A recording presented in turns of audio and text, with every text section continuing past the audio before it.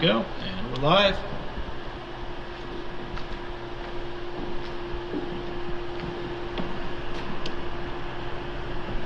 Oh, well, hey there. So, it's good to see you. We're here, let's see, today is Tuesday, the 6th, I want to say. The 5th. The 5th. Hold on. Yes, the 5th. Ah, all right, Cinco de Mayo. All right, great. We have absolutely nothing on theme for Cinco de Mayo, but that's all right. We got fencing. That's what we came here for. All right, so I'm going to get started. We're going to do a shorter, tighter kind of class today, which means I have to remind myself to talk a little bit less in between things. So I'm going to get started with our cardio. I'm going to run in place, but if you got a jump rope, by all means, grab that jump rope. Jump rope is a really great hand-eye coordination exercise. There's a good reason that boxers and other kinds of fighters are really big on doing that kind of stuff. It's because it helps. Coordinate your head and your hands and your feet all together. That's good stuff. So a couple other things that people do, they'll do juggling, which it sounds like a crazy thing to add on, but I know there's a couple athletes that have that, high-level athletes that have that in their training regime, like Max Heinzer from, what is it, Switzerland, I believe is where Max is from. And so he does juggling as part of his hand-eye coordination routine, along with some jump rope and other stuff. But if you want to see some wild fencing workouts, check out his Instagram. He's got a lot of crazy stuff on there. It's worth taking a look. I think he also has a Red Bull sponsorship, so there's probably maybe a little bit of relation there. Oh yeah, I'm trying to think of other really strong hand-eye coordination exercises. Playing darts, if you have a dartboard. Darts is a really good hand-eye coordination exercise. Let's see. Doing target practice of any kind is really, really good. I mean, even if you just have like a ball, like a tennis ball, and you put some pieces of paper on the wall, and you try and hit a target with a thrown object, that's a really good hand-eye coordination exercise. I saw someone doing, they had like balloons blown up that they had taped to the wall, and they're trying to like bounce a ball off the different balloons. So if you don't want to decide yourself, you could get like get a die and roll the die. Have that determine the outcome. Tons of stuff, but we're not going to worry about that in the live stream. But we might look at some of that stuff and say, I don't know, like an Instagram video coming up. We'll see. I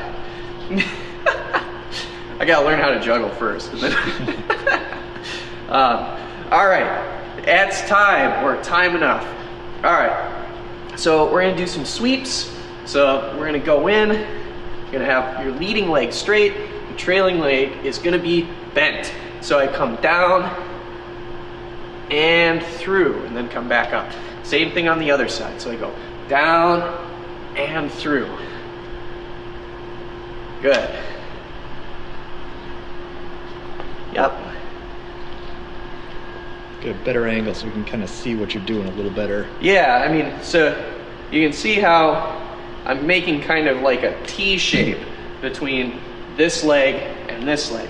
So this leg ends up kind of perpendicular to the other one.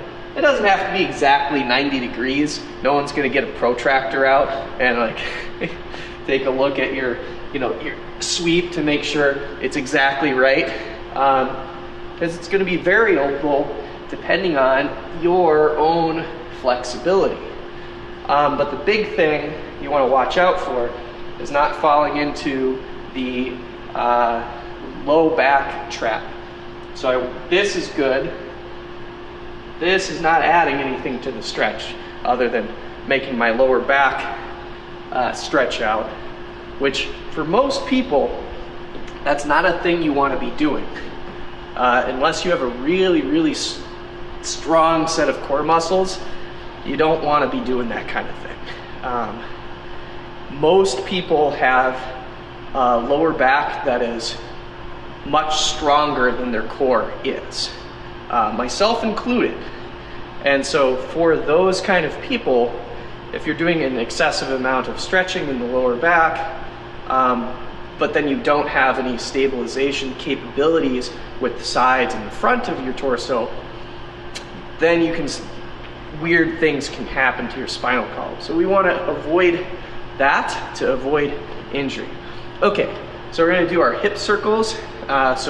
Or open the gate, close the gate, that sort of thing.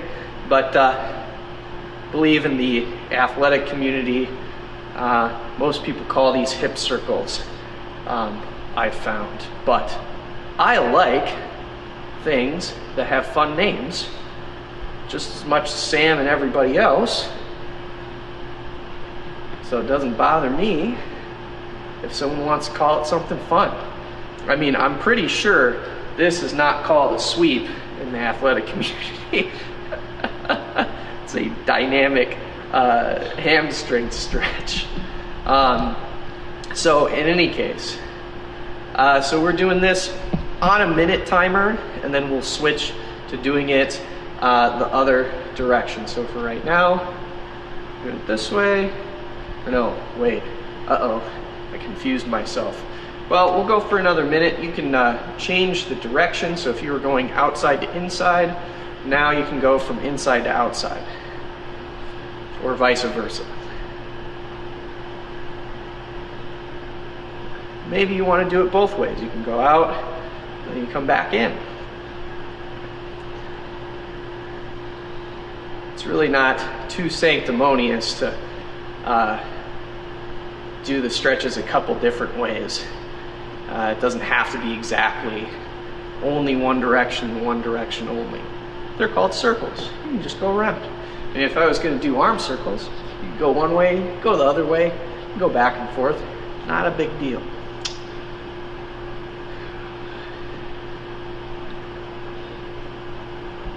Okay, so now we're going to do a quad stretch.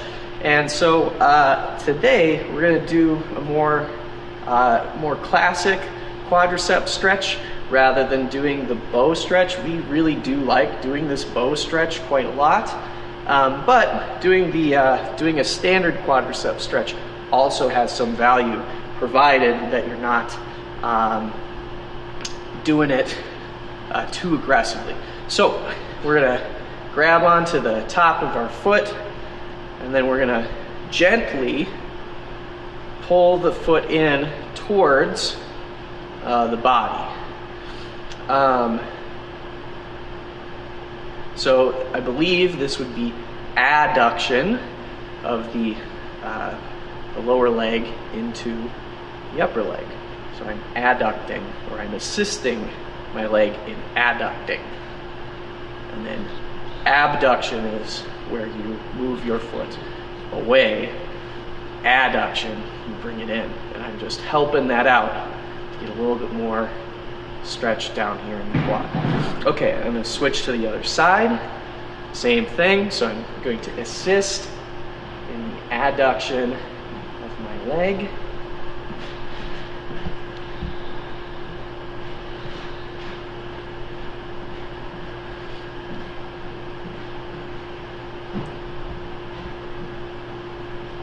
We'll go for a couple more seconds.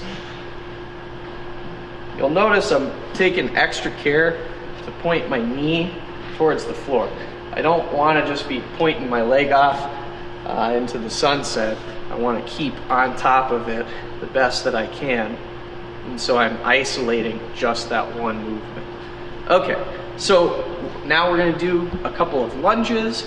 We're going to do a straight-legged athletic lunge with the heel down. So we're not going to worry too much about doing it with the heel up, because we've already stretched the group that we would stretch when we let our heel up.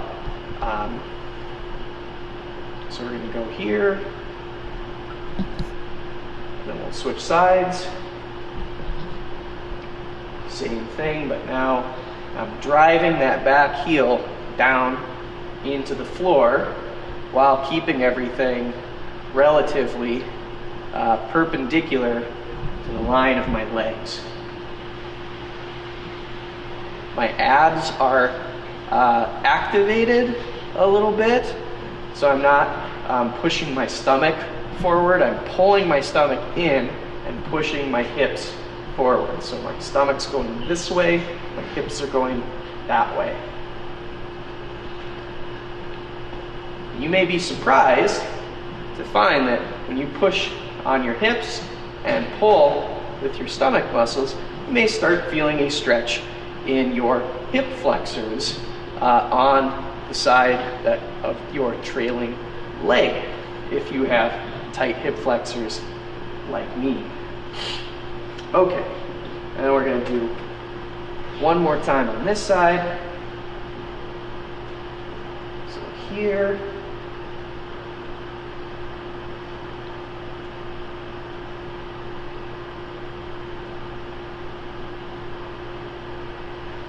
Good. All right. Good enough. So, on to some footwork. So, we're going to do some advances and some retreats to begin. Then we'll just go one by one through our numbered exercises. So, got 2 minutes on the clock, and it is running. I'm just going to advance and retreat in place. So, one advance, one retreat. So, I'm not too concerned with doing multiple, because later when we do our games today, we're going to be doing this, just advancing and retreating for the most part. So what I don't want you to do is I don't want you to take multiple steps in a certain direction yet. We're just doing back and forth. What I do want you to focus on is moving on a consistent tempo. So you go in, out, in, out. So I'm not having long pauses in between my steps. I'm not doing one kind of step faster and one kind of step slower. I'm doing a hypnotic, consistent, in and out action. This is a critical skill to develop. If you can't keep time with your feet, you can't accurately set things up in fencing. It doesn't mean that you gotta be, like a Highland dancer or something where you're just, busting out your tap skills. That's not really what you need. But what you do need is a core skill of being able to, do consistent timed things with your feet.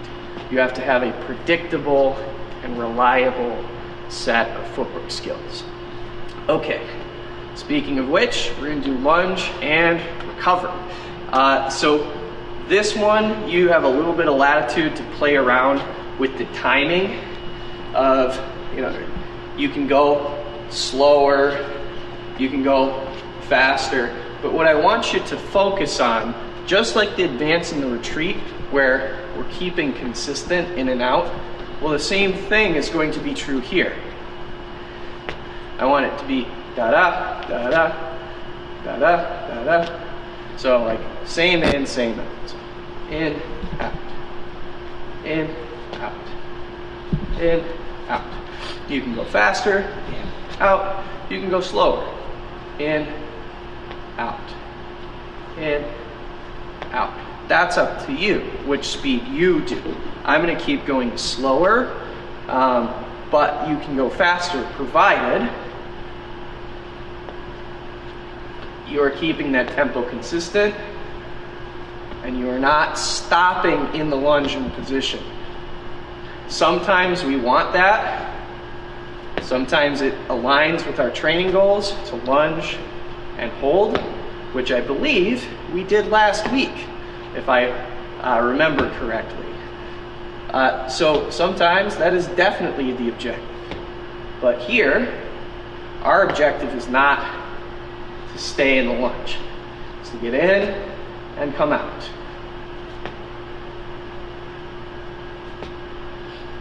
In and out. As you become more comfortable, you can bring the speed up a little bit. Make sure when you bring that speed up, your technique is still good. It's really common, even in intermediate level fencers, even in some high level fencers, for them to go faster than they really have technique for it. There's a way to push that envelope in a productive way, but there's a lot of ways to push that envelope in an unproductive way.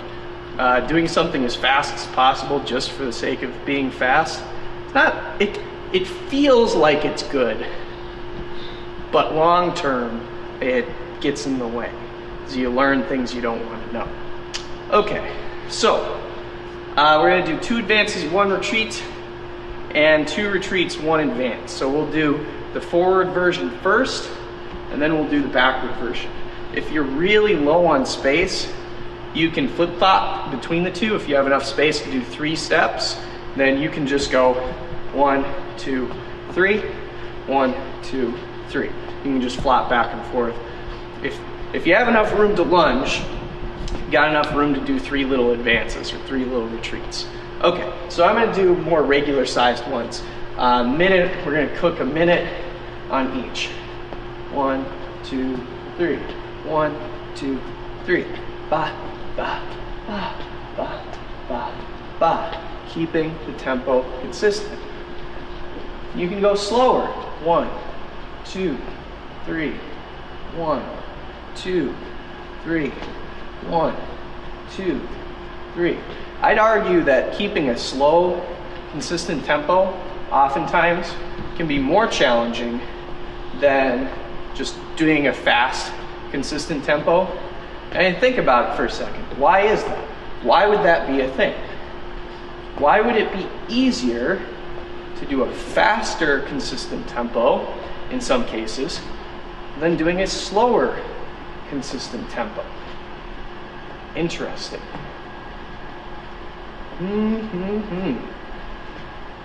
Well, I'll tell you right after we start doing our 2 retreats, 1 advance. All right, so minute on the clock, and we're gonna go 1, 2, 3. So the reason why it can often be harder to do a consistent tempo slow versus doing a consistent tempo fast is when you're going fast, you're often pushing the envelope of how fast you can go.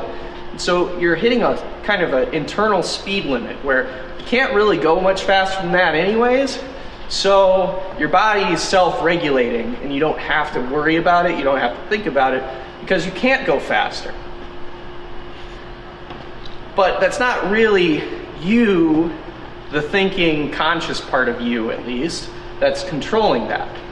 That's being controlled by your athletic limit, your physical limitations on that action, rather than choosing to go at a certain speed and then keeping it at that speed. I mean, imagine if you're in a car and you just floor the gas pedal and eventually the car is not going to accelerate anymore. It's going to run out it'll be redlining in top gear, and then you're not going to accelerate anymore. And then you can be like, wow, all I got to do is just mash the pedal into the floor, and then eventually my speed evens out. Cool. But if for those of you who already drive, you can think way back to when you were learning how to drive. Keeping a consistent speed is a learned skill. It's difficult until it isn't. And this is not any different. All right, so on that note, we're gonna do advanced lunge and retreat lunge. Same setup, so we'll do a minute on each side. So we'll start with our advanced lunge. And we're gonna try and hit that same 1, 2, 3 tempo. So we're gonna get our advance, 1, 2, 3. 1, 2, 3, right? 1, 2, 3. 1, 2, 3. So I'm not speeding up the lunge this time. I'm just following that consistent tempo. Da, da, da, da, da, da.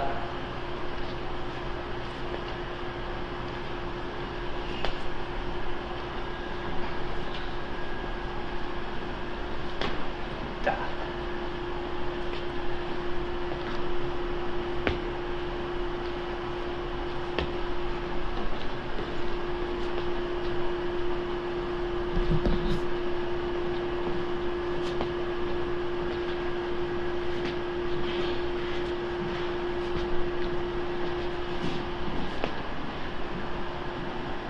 All right, last one.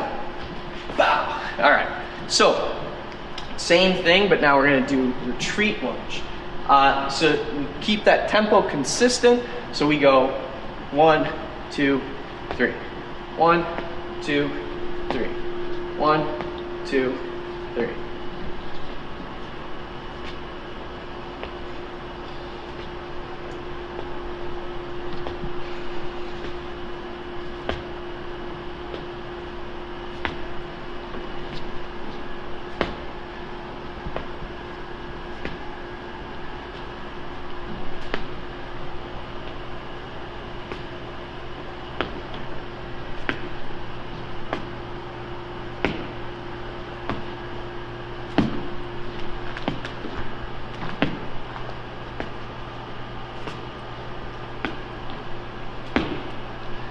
Oop.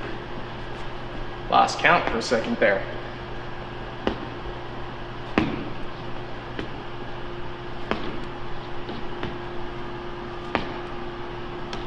Okay, time. So now we're going to combine number 3 and number 4. So that's combining 2 advances, 1 retreat, along with an advanced lunge, and also combining 2 retreats, 1 advance with retreat lunge. You could also do it with 2 advances, 1 retreat, retreat lunge. Sure, you could do that. You could do 2 retreats, 1 advance lunge. Yes, you can do that. Sometimes that might be tactically appropriate, but mostly we focus on doing these 2 combinations because those are very realistic setups that you're going to use while you fence. So here, let's take a look. So for the one going forwards, you go 2 steps, retreat, advance lunge. So I go in, I take 2 steps, something happens, I open the distance up because maybe I don't like it, and then I go in and hit. So let's say they're trying to counterattack. So I step out, and then I hit them before they can run away. Or they're trying to find my blade, and I just need a little bit more time to go after my blade. I open myself up, I move into a different line, and I go get them. So I go 1, 2, 3, 1, 2, 3. Cool. So keep going. 1, 2, 3. 1, 2, 3. 1, 2, 3. 1, 2, 3.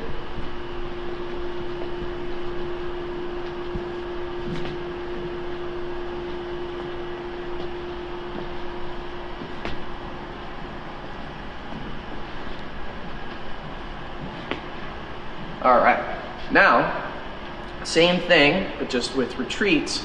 So we'll do the retreating combo. So 2 retreats, 1 advance, retreat lunge. So I'm going backwards, I step in to get them to respond to me. I step away when they attack, I lunge. So 1, 2, throw the bait, dodge and hit. So 1, 2, fake, 1, 2, 3. 1, 2, fake, 1, 2, 3. 1, 2, fake, 1, 2, 3. Whoops. 1, 2, fake, 1, 2, 3. Ba, ba, ba, ba, ba, ba. Da, da, da, da, da, da.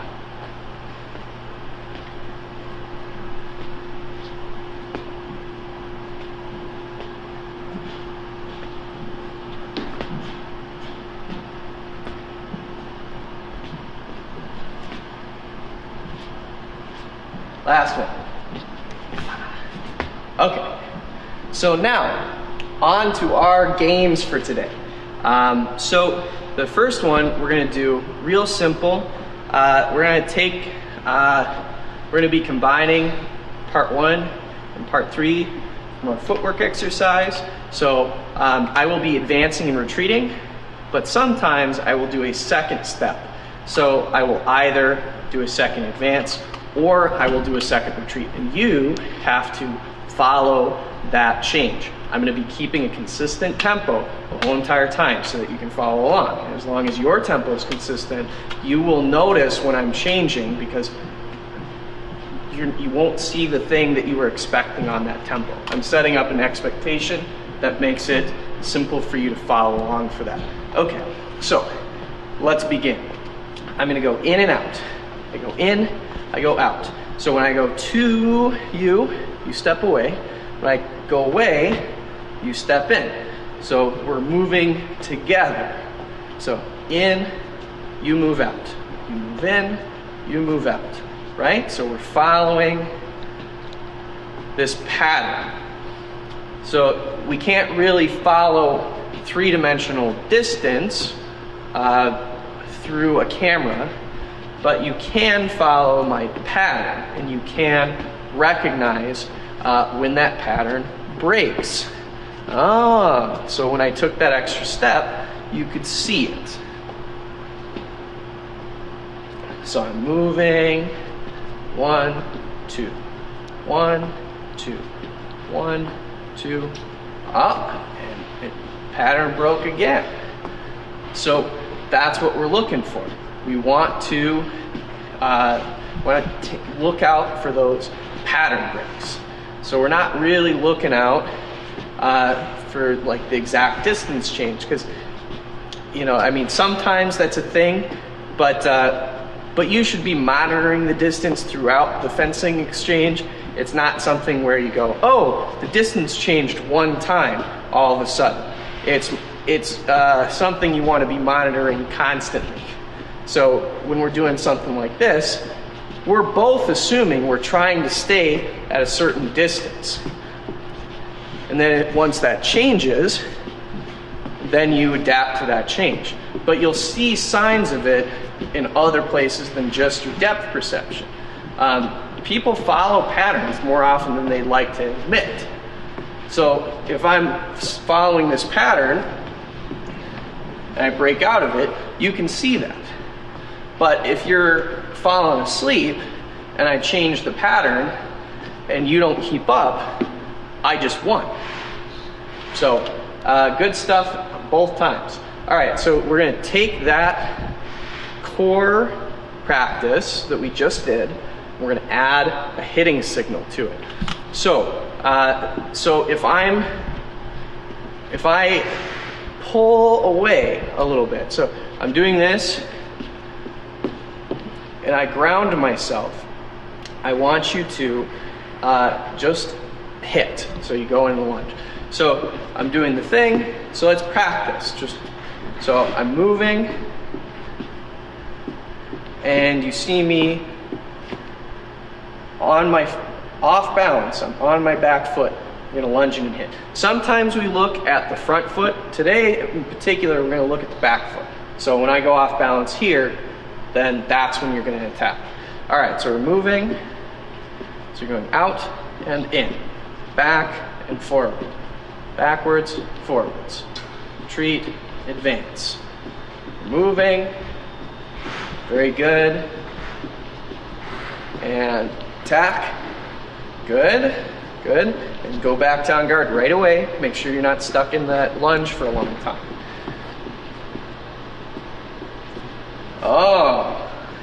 So some of you may have been a little too twitchy and started lunging when I took that second step. So you got to be careful. Or maybe that one tricked you. So if I'm taking a step that's a little bit exaggerated, that forward step looks a little exaggerated, you might attack when you shouldn't. All right, good.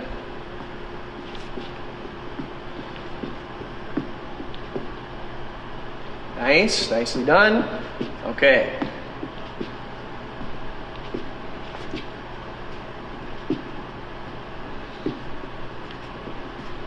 Good. Make sure you catch that second step and do that second step with me.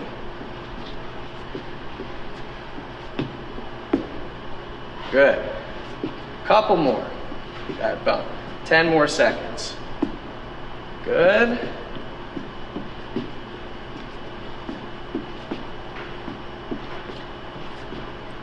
Aha. All right. So now we're going to do a dodge on a signal.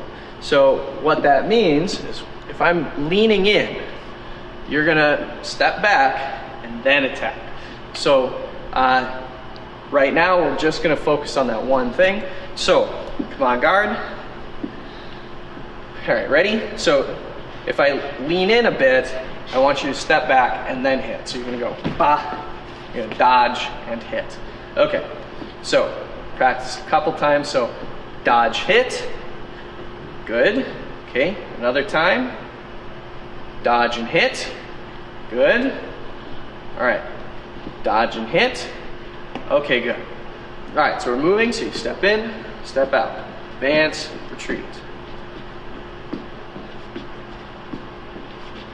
Good. And dodge. Good.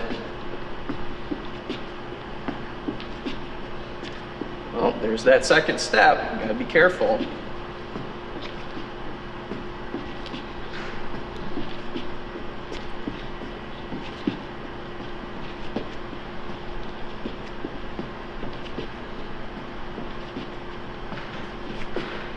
Good. Dodge and hit. Good. Watch out. Could be an attack, could be a second step, you don't know. But if I take that second step, don't get fooled into dodging and attacking. Just because I take one more step doesn't mean it's time to go. When it's time to go, it's time to go. Good. So in and out. In and out. Good.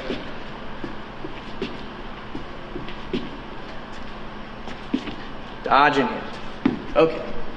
Keep going. Got a couple more seconds left. That's that second step again. Seconds. And dodge and hit.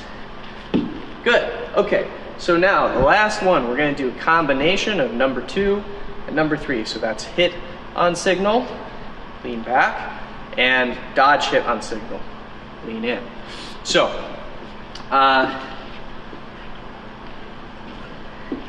this is a little trickier since there are 2 different things that can happen. The one thing that I'm going to help you out with is I'm going to bring my arm out just like I have been doing on the attack. But also when you hit me, when I'm leaning back, we're going to assume that I'm doing some kind of preparation that's giving you an opportunity to just step in and hit me. Maybe I'm searching for the blade or doing something, but what you're going to have to figure out is, am I off balance and my attack's going to take too long, or am I balanced, or off balance forwards, and I'm going to get there really quickly. But if you can get out of the way, that'll work out okay. So that's what we're looking at here. So looking at my balance during my preparation, which response makes sense. Okay, so we're moving together. So we're going in and out, in and out. So we're moving. All right, good. So here we go. Attack, good. Attack, good. Yeah, and when you get back on guard, you're not going to be perfectly synced up with me most of the time. Just try and get back into that rhythm as soon as you can. So don't worry if you feel like you're out of sync. Let the panic pass you over, and then calmly return to the tempo as soon as you can. Here we are. Good. And Dodge hit. Good. And then back to the tempo as soon as you can. And attack. Good. Back to the tempo. Oops, second step. Second step. Dodge and hit. Good. Back on the tempo. Just attack. Good. Make sure that you're staying balanced. And it's extra important that you don't jump my rhythm. So my rhythm is like, I think I'm going slightly slower than I was earlier. But all the same, you don't want to be ahead of my rhythm by a certain amount, because then you're going to be making a decision when I'm not done yet. And so that can create some sync problems between my intent and your action. So you may be making a decision based on information that's not complete. And you don't want that. So we'll go in, dodge and hit, good. And attack, good. Attack, good.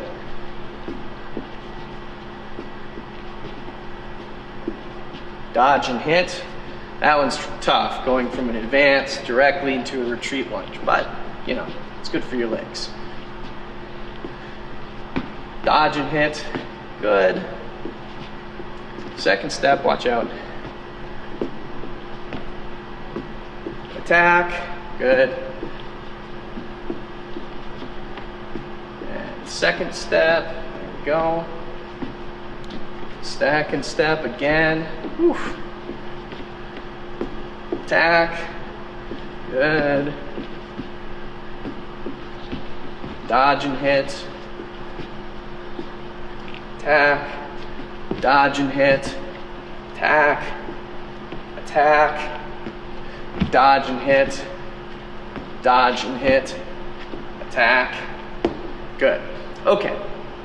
So that's what I got for you today. Yeah, I think that's about it. So stay safe.